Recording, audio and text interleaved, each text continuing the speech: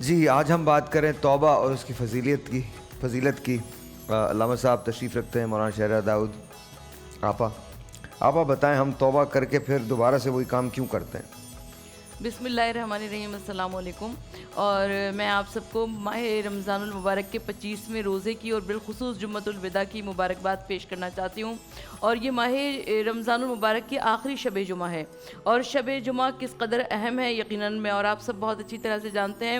تو آج کی شب کو ہمیں اللہ کو منانا ہے, اللہ سے توبہ و استغفار کرنی ہے, پروردگار عالم سے ہمیں گڑ گڑا کر دعا کرنی ہے, کیونکہ ماہ رمضان المبارک پہلا اشرہ رحمت ہے, دوسرا اشرہ مغفرت ہے, تیسرا اشرہ جہنم سے نجات اور آزادی ہے. تو جب ہم توبہ کی بات کرتے ہیں تو پروردگار عالم ارشاد فرماتا ہے کہ رب العالمین توبہ کرنے والوں کو محبوب رکھتا ہے. یعنی سوچئے کہ ایک آدمی جو پوری زندگی اچھے کام کرتا رہتا ہے, اچھے اعمال کرتا رہتا ہے, وہ اور توبہ کرنے والا دونوں ایک مقام اور ایک منزل پر آ جاتے ہیں. حضرت زکریا علیہ السلام کے پاس شیطان آیا اور اس نے کہا کہ میں آپ سے کچھ بات کرنا چاہتا ہوں.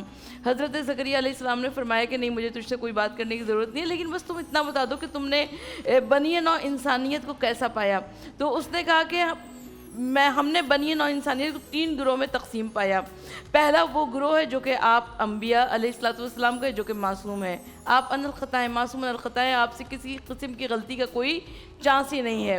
اچھا, اس کے علاوہ تیسرا وہ گروہ ہے جو کہ ہمارے ہاتھوں میں ہے, بالکل اس طرح سے جیسے بچے کے ہاتھ میں بال ہوا کرتی ہے, وہ لڑکا دیا کرتا ہے, پھینک دیا کرتا ہے, اس کو اٹھا لیا کرتا ہے.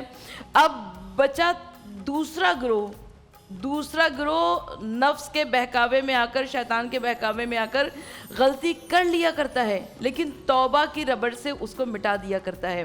اب جب وہ توبہ کی ربڑ سے مٹا دیا کرتا ہے تو شیطان نے کہا کہ ہمارے لیے اصل درد سر وہی افراد ہیں.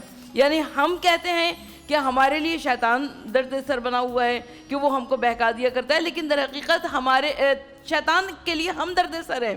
اس لیے کہ جیسے ہی ہم گناہ کرتے ہیں ویسے ہی توبہ اور استغفار کر لیا کرتے ہیں, اس کو مٹا دیا کرتے ہیں. اب شیطان کے لیے آپا شیطان ہمارے پاس آ کے طریقے پوچھتا ہے.